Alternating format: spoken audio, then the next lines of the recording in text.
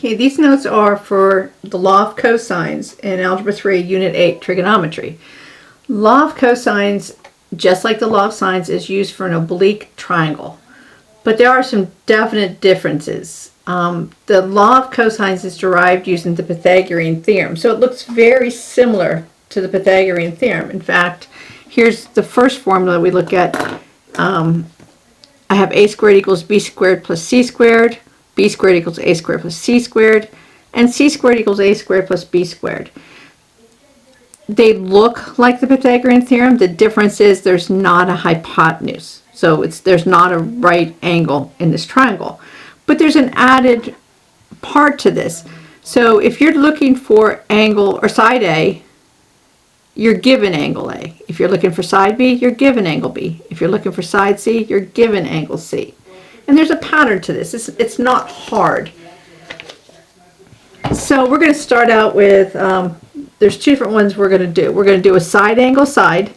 So in a triangle, if you're given two sides, say this side and this angle that's in between them, it's side angle side. It can't be one of these other angles because then you'd have to use the law of sines. And then very easily to tell, if you're given all three sides of a triangle, you have to use law of cosines. You cannot use law of sines because you don't have any of the angles.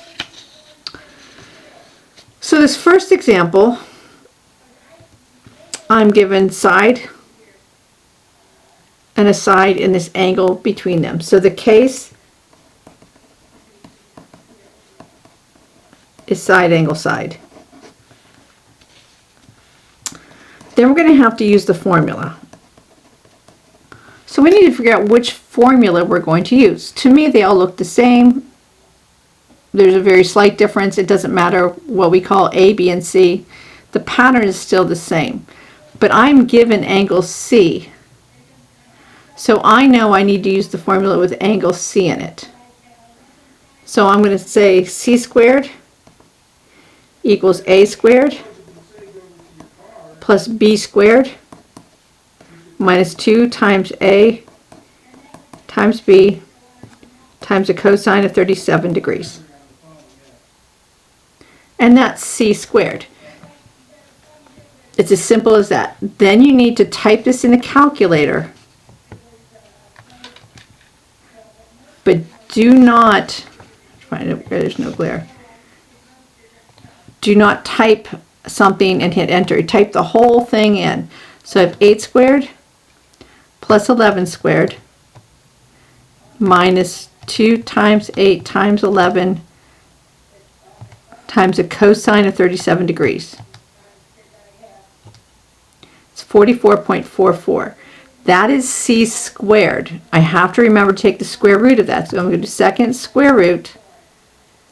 And I showed you before how I went up and got it. I could do that another way. I could do second and the negative sign, which above the negative sign is the word answer, and paste it in there. So I get C is equal to 6.7. So I'm going to label 6.7 here.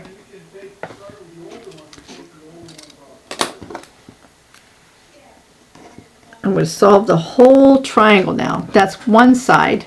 I have the other two sides, so now I need to find angles. And I could use law of cosines to continue, but law of sines is usually easier to work with.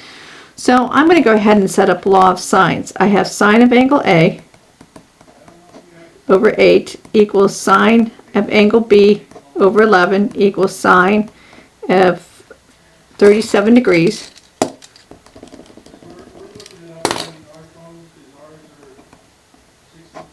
over 6.7. And I'm going to cross multiply. So let's find angle A first for no reason other than it's alphabetic.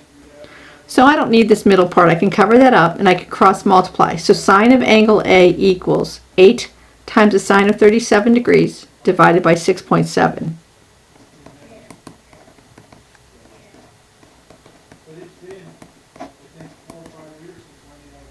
Okay, I'm going to type that in the calculator, and then I have to remember to do inverse sine. So I get angle A is equal to 45.9 degrees. I'm going to put that up here. Because remember, we come back and check these.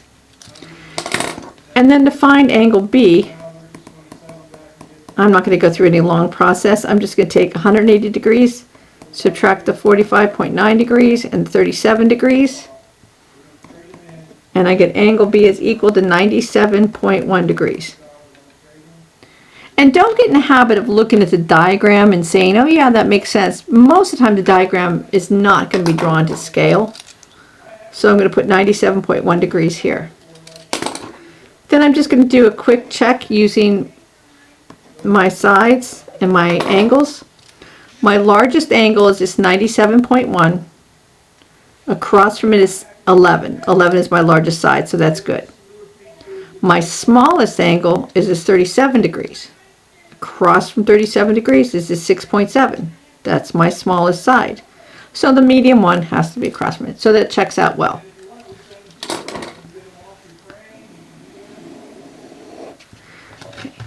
My second example, I have to state the case first of all. So this is very easy. I have three sides, so it's side, side, side. I've got to set up the formula, and now I'm not given an angle, so it really doesn't matter which formula I start with. But it's a good idea to always use the largest side to get the largest angle first. Otherwise, there could be a mistake in the angles that you're looking for. So I'm going to use that. So that means I'm using the first formula with A. To find angle A. So I have 9 squared equals 5 squared plus 8 squared minus 2 times 5 times 8 cosine angle A. And you can't put this all on your calculator at once because you've got things being added and subtracted and multiplied. So I have to solve this for cosine of angle A. So the first thing I'm going to do is subtract 5 squared and 8 squared.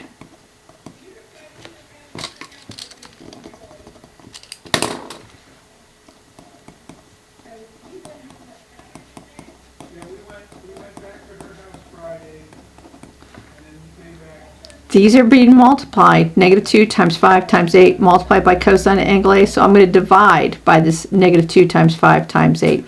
And you can put the numbers in your calculator if that makes you more comfortable. I just don't. So I'm going to divide by negative 2 times 5 times 8. And that's going to give me cosine of angle A. So cosine of angle A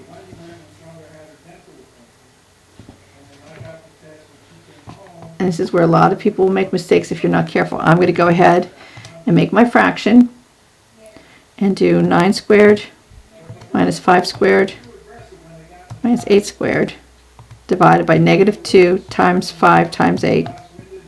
And I'm using the multiplication. You can use parentheses if you prefer. That is cosine of the angle. I want to do inverse cosine. I could type in the 1/10. I can go back up, hit enter on it. So I get angle A is equal to 84.3 degrees. We put 84.3 up here. And I could continue to use law of cosines. I tend to go back and use law of sines now. So I've got sine of 84.3 degrees over 9 equals sine of angle B over 5 equals sine of angle C over 8. I'm going to ignore this for right now, and I'm going to cross multiply. So 5 times the sine of 84.3 degrees divided by 9 equals sine of angle B.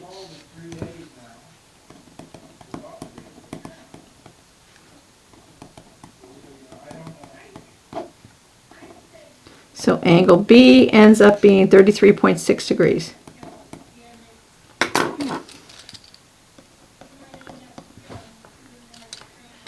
And to make it the easiest, angle C is going to be 180 degrees minus 84.3 degrees minus 33.6 degrees So angle C ends up being 62.1 degrees.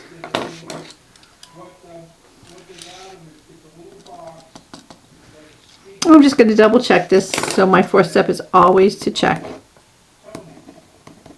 And I don't have to show that I'm checking it. I just do it in my head. So the largest angle is 84.3. It's opposite 9. That's the largest side. My smallest angle is 33.6. It's opposite a 5, which is my smallest side. So it checks out.